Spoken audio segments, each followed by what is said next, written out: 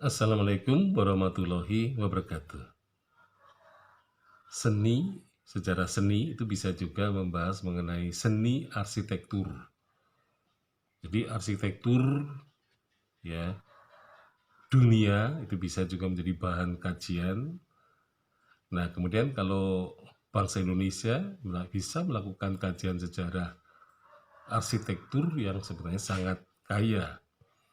Jadi banyak sekali perbedaan arsitektur yang hidup di kalangan masyarakat Indonesia. Saya kira sesuai dengan keberadaan suku-sukunya. Jadi mereka mengembangkan seni arsitektur sesuai dengan kondisi alam dan lingkungannya masing-masing. Nah, kita bisa melihat misalnya bentuk-bentuk rumah tradisional ternyata lebih banyak berbedanya daripada persamaannya. Nah, ini menunjukkan bahwa suku-suku bangsa Indonesia itu mempunyai kekayaan arsitektur yang luar biasa. Nah, kemudian juga kalau melihat lebih ke arah sebelumnya, yaitu ketika bangsa Indonesia membuat bangunan-bangunan suci seperti candi, itu juga menunjukkan keanekaragaman dan tentu saja berkaitan dengan fungsi yang dimiliki oleh suatu bangunan.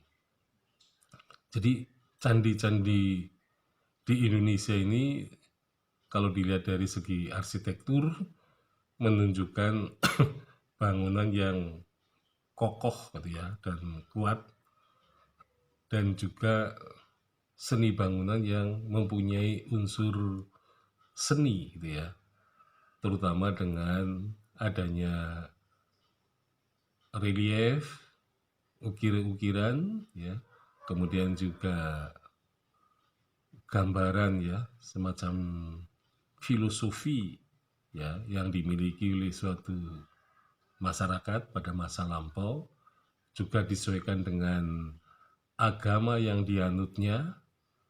Nah, kemudian juga pola-pola hias. Jadi pola-pola hias batik misalnya seringkali diinspirasikan oleh pola-pola hias di dalam bangunan-bangunan candi.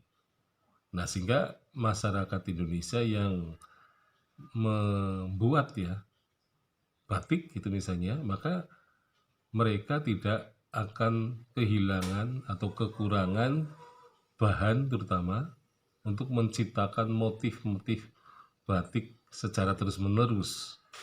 Jadi motif-motif batik pada masa modern ini menggunakan ya yang secara alamiah ya, misalnya menggunakan berbagai daun ya dari berbagai tanaman yang ada di kebun, itu bisa juga menjadi semacam tiruan atau fotokopi motif-motif itu.